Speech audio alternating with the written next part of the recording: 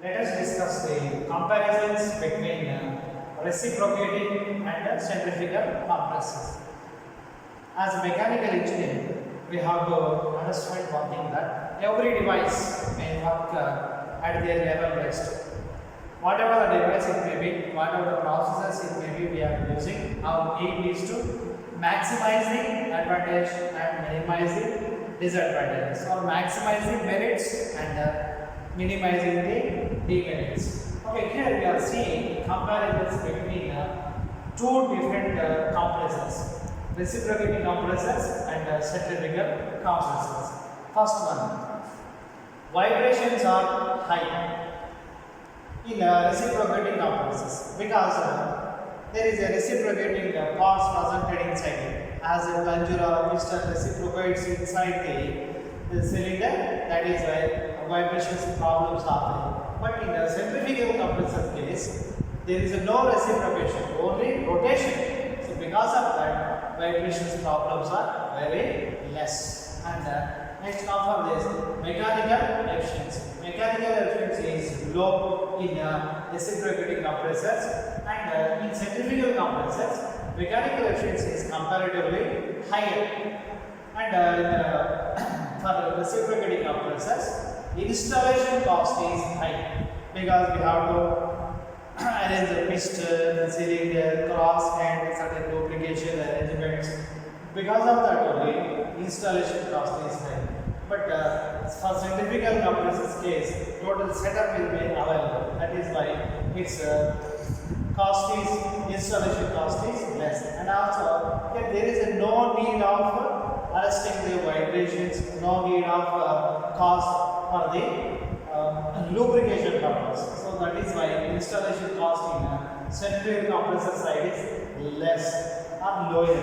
And come for the pressure ratio per stage is about 5 to 8.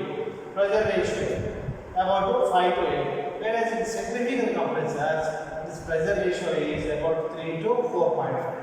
So we can say that the pressure ratio per stage with reciprocating compressors is very much higher than that of the centrifugal compressors. Because of this pressure ratio per stage, as the reciprocating compressor is having higher value, we will choose reciprocating compressor with high pressure and low supply or low mass flow rate. Whereas for the less pressure and for large quantity of air, we will choose the centrifugal compressors.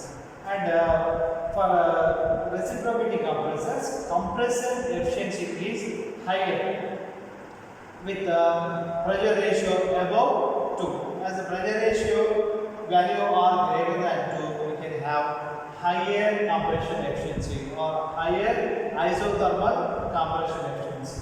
Whereas here, isothermal compression efficiency or compression efficiency is higher with the pressure ratio values less than 2. And maintenance cost for the reciprocating compressor is high because of the lubrication and skillful persons are need. Okay, arresting the vibrations, we have to purchase ball bearings and other arrangement. Because of that only, this maintenance cost is higher. There is no need of lubrication, no need of bearings. That is why we can keep or we can have the maintenance cost as lesser than reciprocating compressors.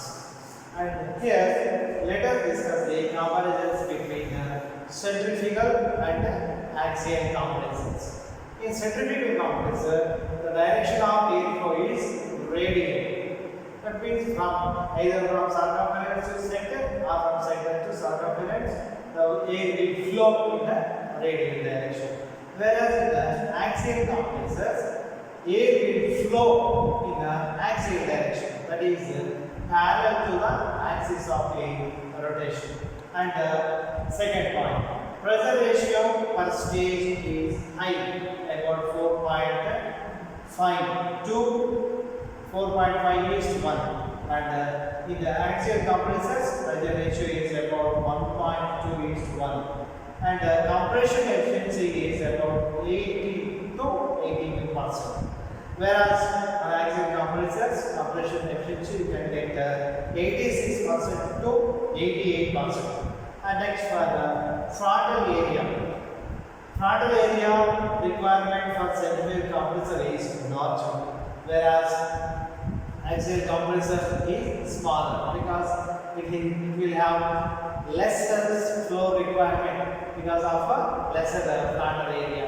And requirement of starting torque for centrifugal compressor is very less, whereas requirement of starting torque for axial compressor is higher. And next point, suitability for multi-stage compression. In case of centrifugal compressor, suitability for the multi-stage compression is slightly difficult. But whereas axial compressor is more suitable because we will have guide plates and moving plates. Combination of these two is called a stage. So multi-stage compression is very much easy in axial compressor than the centrifugal compressor. So we can say axial compressors are very much suitable for multi-stage compression.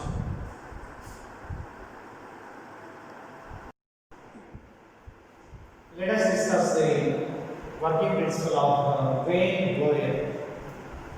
You are seeing schematic diagram for this vane blower. Here, the rotating body is mounted on the eccentric and supported by the ball bearings just to avoid the vibrations. So, as this rotating body rotates, so this rotating body is having certain slots or certain openings. As this body rotates on an eccentric, through these veins, air will be entered into this device. It is as it is continuously rotating. Certain work will be done on the unwrapped air. So, as it is working on this air pressure will increase because continuous rotation of the body exerts certain force on the entrapped air. Because of this force, what will happen? The pressure of air will increases. As the veins came to this delivery side, the compressed air will be sent to the receiver through the discharge.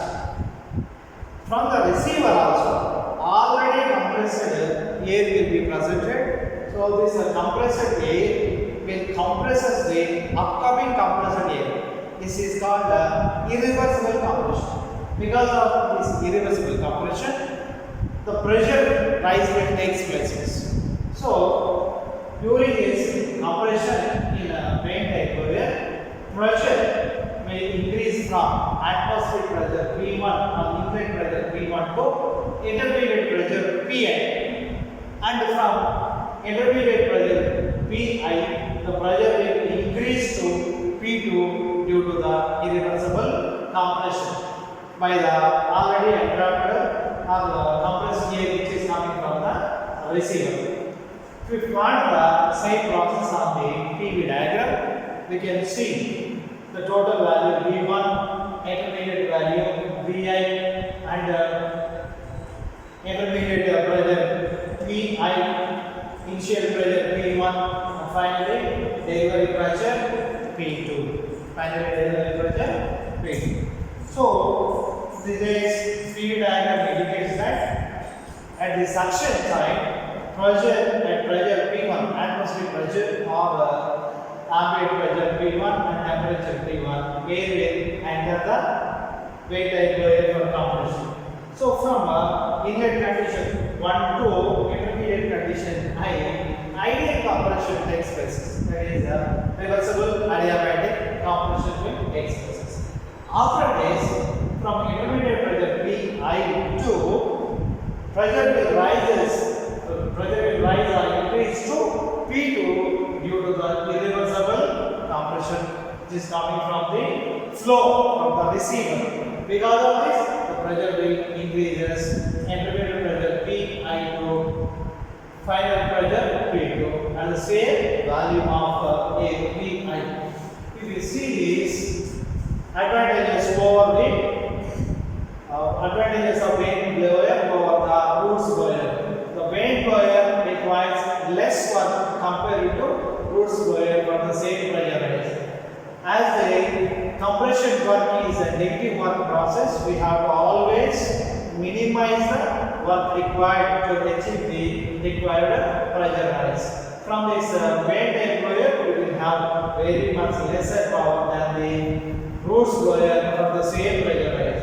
And also, this device commonly used for free air delivery up to 150 meter cube of air per minute at a pressure up to 8.5 bar. And also, speed is very much important. Speed limit of this vane blower is 3000 RPM.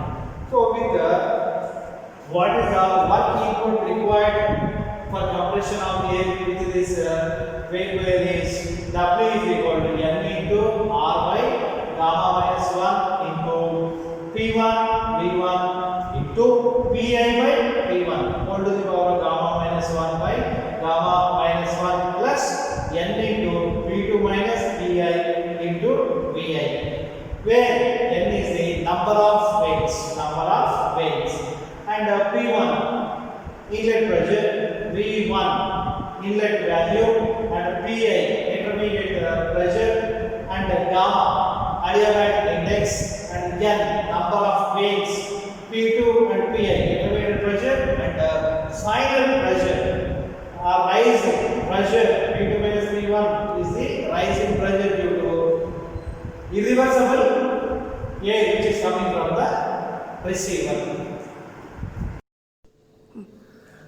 Let us discuss the working principle of Roots blower. You are seeing the schematic diagram of this Roots blower. What we are finding from this, a casing, compressor casing, and lobes 1, 2, 3, 4. These are the lobes. This lobe is connected to the driving shaft. So, being it is with in contact with other lobes also, as it is rotating, this lobe will also rotate. Generally, two lobe Roots blower will be available, but here we are seeing 4 lobes Roots blower. This Roots blower is used to compress the air. By using this Roots blower, it didn't get very much higher pressure, but it is well suited to supercharge the IC engine air before the compression of air. Natural aspirated engine will have lesser volumetric efficiency, but if you supply the compressed air or supercharged air for combustion, you will get the higher power as volumetric efficiency increasing. See the working principle.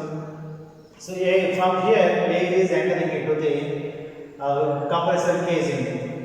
Being it is a driving lobes and this is a driven lobes.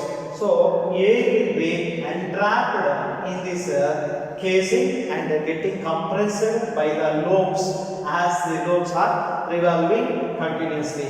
But if you are seeing this lobe is completely seals the clearance between the lobes and casing inner surfaces. But a small passage will be provided for flow of air into the chamber top and from the chamber top to enter into the receiver after compressing this air. So here, if we assume the volume of air compressed by each lobe as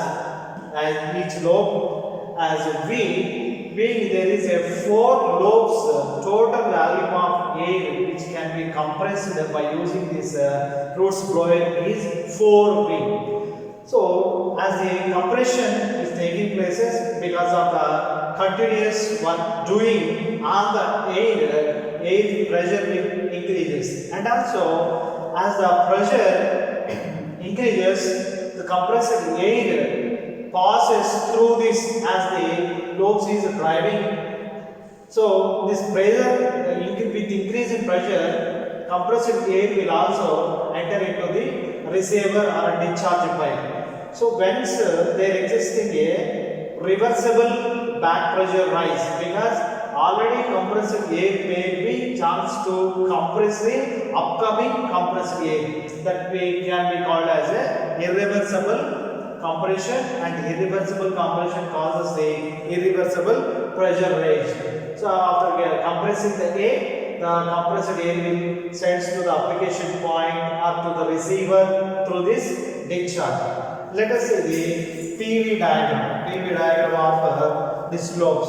So this is the suction air entry. V is the volume of air which can be compressed by one lobe. So total volume of air suction is equal to 4 into V, being 4 lobes are presented. So because of the irreversible pressure rise, its pressure will increase from pressure P1 to P2. Pressure P1 to P2.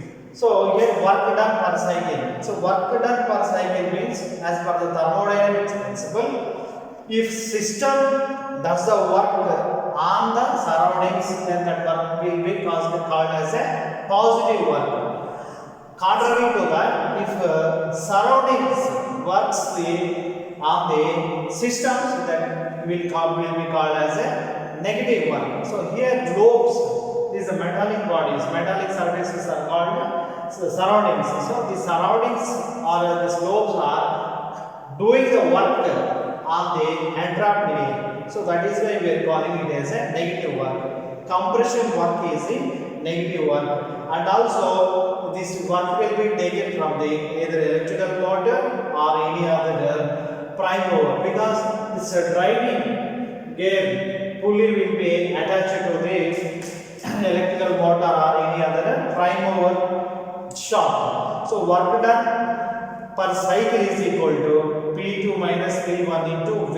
This is the work done by each lobe of the air. P2 minus P1. P1 is the initial pressure and P2 is the final pressure of the compression. Okay. So for the work done for revolution is equal to Vs into P2 minus P1. For one revolution, being 4 lobes are working on it, we have to consider total volume of the air which is entrapped in that compressor casing, that is equal to 4V into P2 minus P1. Here also we represented where Vs is the volume deal with per minute. So for ideal compression, as per the thermodynamics principle, we can write for isentropic compression, work done per minute is equal to gamma by gamma minus 1 P1 into Vs P2 by P1 whole to the power of gamma minus 1 by gamma minus 1, where gamma is the adiabatic index or isentropic process index. So we can find out the efficiency of this compressor. We can find out the compressor efficiency. Roots compressor or roots blower. Efficiency of this root blower is nothing but isentropic work done by actual work done. This is the isentropic work done. So gamma by gamma minus 1 into P1 Ps into P2 by P1 whole to the power of gamma minus 1 by gamma minus 1 into actual work done, Vs into P2 minus P1.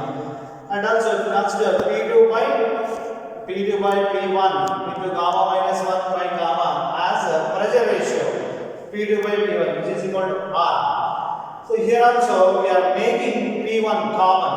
So to get a pressure ratio term in this term also. So represent it P2 by P1 as a pressure ratio term. So we will get this expression, efficiency is equal to gamma by gamma minus 1 into P1 Vs into R whole to the power of gamma minus 1 by gamma minus 1 by P1 into Vs into R minus 1. So if you put in place of gamma minus 1 as Cp by R, we will get the Roots blower efficiency as Cp by R into P1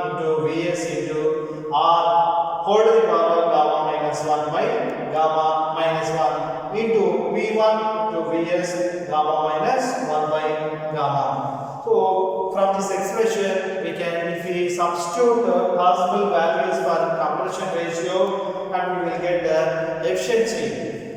So as the pressure ratio is increasing, we can find a decrease in the efficiency.